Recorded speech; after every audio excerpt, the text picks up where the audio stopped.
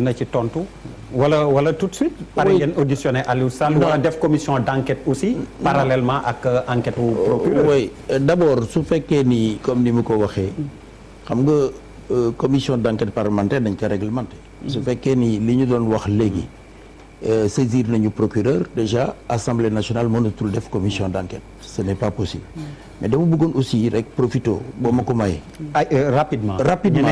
non c'est pour wax par rapport. À l'audit de l'inspection générale d'État nit ñi ñu ngi koy wax mais man dama bëggoon suñuy wax dara mu wér ñu ni loolu am na parce que xam nga inspection générale d'État mi ngi dépendre ci secrétariat général de la présidence de la République mënuñu def mission boo xamee ni secrétariat général de la présidence de la République xamu ko mënuñu def mission boo xamee ni rapport bi nekkul ci loxo président de la République or wax dafay dem ba yegg foo xam ne dañ naan président jot na rapport lu tax li ñu wax ci biir rapport bi exécutif mais li ñu war a laaj mooy est-ce que mission boobu am na wala amul ku ko am xam ni am na nga génn ko ci kaw table bi wane ni mi ngi nii. mais exactement c'est très important mooy li ma la wax moo tax benn point la woon ci bi nga xam ni war nañ ko aborder Birima dafa am loo ci xam ci enquête IGE boobu ñuy wax am na wala amul man nekkuma ci nguuru gis nga document bi nekkuma ci nguuru Sénégal da nga koy laaj ñi ko wax ma la ko moo loolu musuma wax enquête parlement kii IGE def na enquête ñi ko wax nga koy laaj man musuma ko wax xam nga der man dama bëgg a laaj ay question parce que dafa jeexi jaaxa sama bopp dafa leeragul ñan ngay laaj mais yéen ñëpp a ci yow sax mais man dañu woon pétrole bi dañ koy seet Frank Timis daa war nañu leeral mbir mi ne Frank Timis bi muy ñëw Sénégal Macky Sall andiw ko fi Macky Sall daa falu fekk fi Frank Timis Frank Timis Pierre Atéba Goudiaby moo ko fi indi présenté ko Ablaye Wade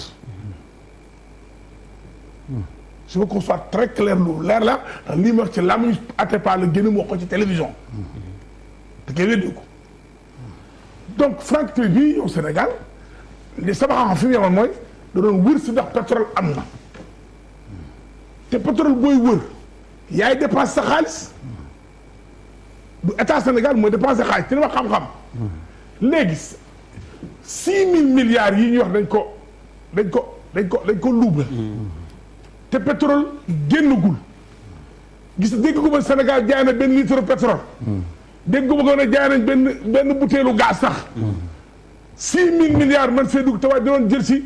xool si bi soo xoolee ba gis war a nag exploiter la jaay la mu waroon exploiter beneen société mu koy exploiter à sa place si je comprends nga noonu la demee donc 6 000 milliards yooyu ñu ne Sénégal dañ ko xanaa Sénégal balaa am 6 000 milliards jaay pétrole amoon na fi wala man j'ai pas compris bokk na ci balaa Sénégal am 6 000 milliards xanaa balaa ngaa am bénéfice jaay donc man li ma leeragu sama bët ba léegi 6 000 milliards Sénégal yooyu ñuy ngaw tigoon dañ koo lekk lan la Sénégal jaay ba am 6 000 milliards nañ ci indi non je veux savoir ko vraiment dama bëgg mu leer parce que man vraiment leeru sama bopp parce que dama wax ko danaa comprendre ñu ne commencé nañu exploiter pétrole Sénégal jaay nañ tant de bateau jaay nañ nangam boo ko xaymaas nangami milliards la te duggul fa mu war a dugg dañ koo sàcc mën a comprendre mais jaayee guñu ñu ne ma Sénégal jaay na jël nañ 6 000 milliards Sénégal et puis deuxièmement li ma xaw a teel sama xel dama bëgg nag mu leer du ma avocat wu Aliou Sall du ma porte-parole Aliou Sall je ne défends personne man réew mi kenn laa fi défendre ñu Macky Sall jeex na c'est fini abana may gale bon Aliou Sall liñ ko ji yaakaar naa si bu dee je comprends na 140 millions la ñu wax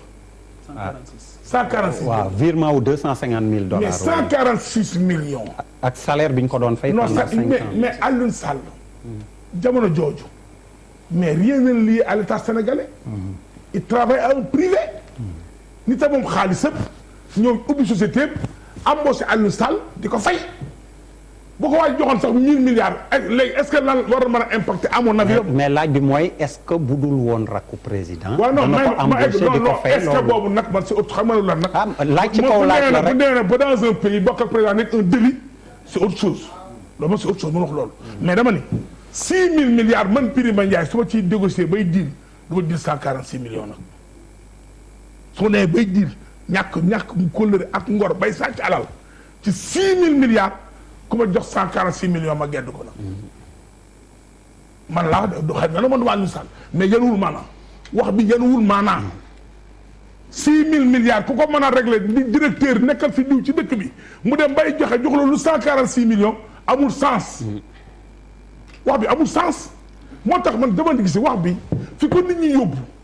ak fi ko nit ñi réel man am sama plan man a ça n'engage que moi dama ko gisul dama gisul réew bi maintenant tant que bi ngi leer et puis man aussi loolu naa ko ñëpp bu ñu bëggee am pétrole te fu réew waxe fu ñu attaqué ñu tëb yuuxu on di ñu dem ci dérive parce que su ces pétrole yi yëpp ay noon lañu c'est des adversaires dañuy dem ba jënd ngànnaay sax joxe ci réew jar am ku dem ba pétrole jar la nga jënd ngànnaay taalum réew te man te danaa benn documentaire ba ki ñu ne am na journaliste dañu leen a formé uniquement pour boo dee def guerre ci dëkk moom mooy ñooy jox ay fausse information di jox ay information pour nit ñi mën a xeex pour mën a jaxase pour guerre am est-ce que amul journaliste yoo xam ne dañu leen a créé pour le pétrole na pétrole moom doole société pétrole yooyu ngeen wax ñëpp doole Sénégal dinañ jàngat tamit non même rek ñëpp doole Sénégal donc man néew ma nag amul te duwaa néew ma Aliou Sall faut que ce soit très clair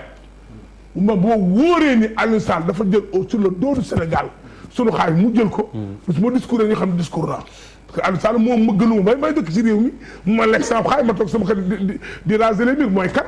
d'accord ma loolu mais nag aussi nit ki boo koy ji xel man sama xel day xalaat bala maa mën a wax leen nag may wax lu ma convaincre dégg mais nañ wax ji man convaincre ma ok convaincre la te soulever nga lu am solo mooy liggéeyu BBC bi dinañ ko jàngat léegi ak Papis Diaw Pape Djibril ak suma naataango bi ma gane si tey avec beaucoup de plaisir alors Bouba en général tu n'es pas très d'accord ak Birima tey ma dégg fooy fël rek moom ko moo mujj wax mais bon bugguma nag nga foog ni lu Birima wax rek ma ne teel saa yu ma bañee d'accord rek c'est objectif mais dam lay ëffal te boo seetee saa yu ma riposté moom moo may moo lay tooñ man sinon bi wax dama koy déglu ba mu daane bon di ci profiter quand même di baalu ñëpp ak di baalu ñëpp ak vraiment ci korité bi di rafetlu sénégalais yi aussi niñ ko féetee ci jàmm di féliciter aussi dama ciy profiter nga baal ma rek télévision Futurs Médias ci liggéey bu am solo bi ñu def ci kii bi ci weeru koor gi bon man en fait lu may wax mooy ñaari mbir c'est vrai que li Birima wax 146 millions wala 12 000 euros par mois man du loolu moo ma intéressé man question bi may poser tout le temps moom mooy kenn amul droit def option ki sama avenir u doom et je pense que foofu la wax ji nekk parce que damay wax tout le temps ngeen dégg moom may kaas ci télé bi naan way tali yi def nañ ci option 30 ans lii def nañ ci option 40 ans boo seetee comme suñu réew dafa commencé am ay mbir yu fii feeñ tali sax boo ko buggee gars yi dañ koy jël pendant 30 ans le temps 30 ans yi di jeex ñu yokkal la yeneen tali pour yokkaat ci 30 ans donc finalement doo moom dara te mënuñu jël pétrole ak gaz Sénégal ñu ne feeñ na fi ñu bëgg ko méngale ak yeneen mbir yi pétrole ak gaz quand même dafay changer mën na changer lu bëri ci réew mi pas peut-être que ñun peut-être ñu fekkee ko je pense que ñu bëri ñuy kaas ci affaire pétrole beeg gaz bi c'est beaucoup plus pour seeni doom wax fa dëgg yàlla te loolu dafa am solo bu ma nee option si suñu avenir u doom moom mooy je pense quand on parle de 6 000 milliards c'est dans 10 ans wala dans 20 ans li nga xam ne moom nañ ci narab il faut nit ñi aussi ñu bañ a def amalgame bi parce que pour man moo tax ma ne la 146 millions et 25 000 dollars ne m'intéresse pas ce qui m'intéresse moom mooy man il y a 10 ans ku ma ne woon Sénégal pétrole et gaz dina fa feeñ dama naan déedéet xalaatuma ko woon ñu bëri xalaatuñ ko woon et c'est très sérieux oui. Donc au départ dama ko fi yàgg wax signature wala accord mën na impacter ci ay vie wu nit fii ak 30 ans ce qui fait que acte bu 10 la te Sénégal aussi mu ñuy gis pétrole ak gaz te problème yi tax ñu koy teg ci kaw table bi man foofu laa d'accordul quoi par exemple problème bi ak article bu BBC génne wala keneen parce que man dama nationaliste man BBC ak leneen c'est pas ce qui est le plus important parce que motivation yi nga xam ne moo am extérieur mën na sax différent de li nga xam ne moom moo xew ci réew mi te je pense que lii test la pour voir un peu si quand même ñun est-ce que mat nañu pour quand même défi pétrole ak gaz boobu ñu mun ko attan gérer. mais réew mu mel ni Sénégal bu ñu nee pétrole ne gaz dafa war a leer mais dafa waroon leer depuis le début